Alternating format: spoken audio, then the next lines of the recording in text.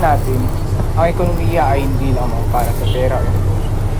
Nasa bawat tao ito, sa bawat hirit ng tawad, sa bawat barya na iniipon para sa pamasahe. Ngunit sa ilalim ng lahat nito ay may madilim na kwento. Ang kwento ng mga hindi na.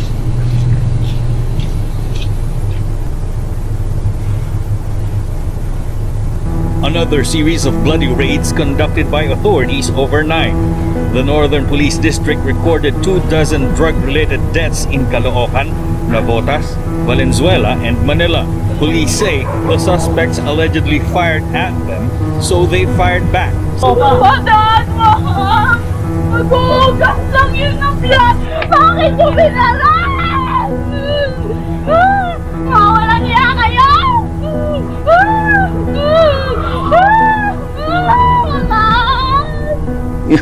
You cannot stop me.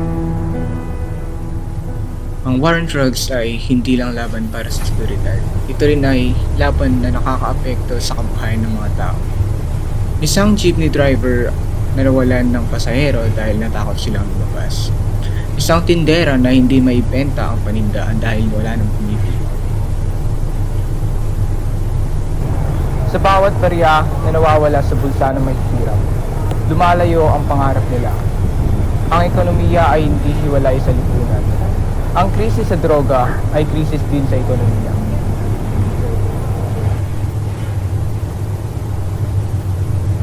Ang krisis na ito ay hindi natural. Ginawa ito ng mga sistemang nakaugat sa kahirapan at kakulangan ng oportunidad.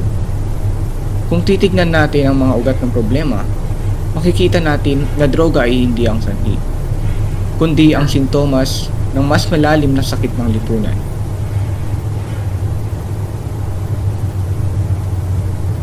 Ang ekonomiya ng isang bansa ay nabubuhay dahil sa mga tao. Pero paano mabubuhay ang mga tao kung patuloy silang isinasakripisyo para sa isang digmaang walang malinaw na solusyon? Paano aasenso ang Pilipinas kung ang tanging sagot sa problema ay takot at dahas?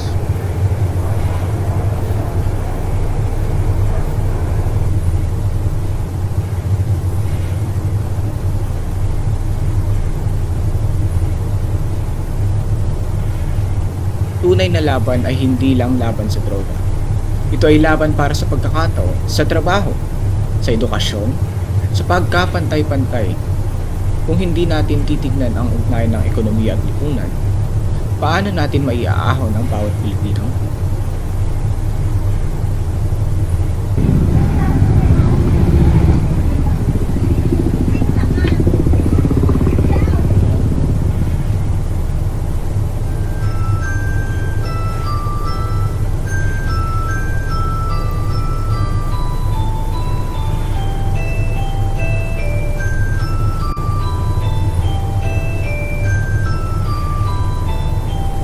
Kung gusto mong maintindihan ang kasalukuyan, balikan mo ang nakaraan.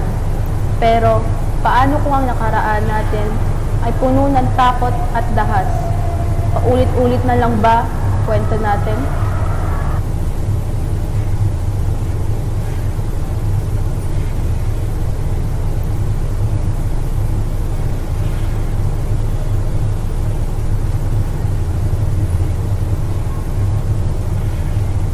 Kaiba ang panahon, pero pareho ang kwento.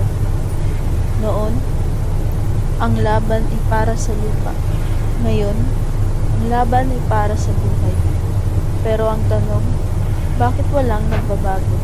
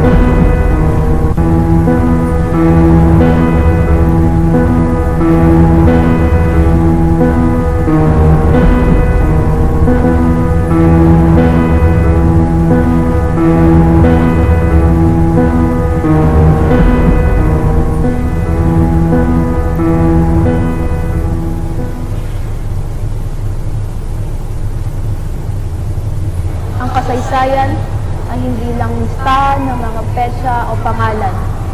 Ito ang mga buhay na nawala. Mga kwentong pinili nating limutin. Pero, paano natin maayos ang kasalukuyan kung hindi natin kayang harapin ang nakaraan?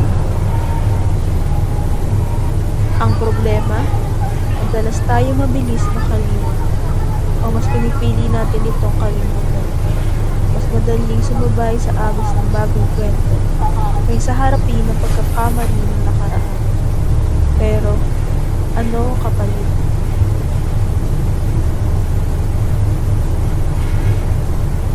Ang kasaysayan ay hindi palaging kwento ng tagumpay. Kadalasan, ito ay kwento ng mga sakit. Sakit na dapat nating alalahanin.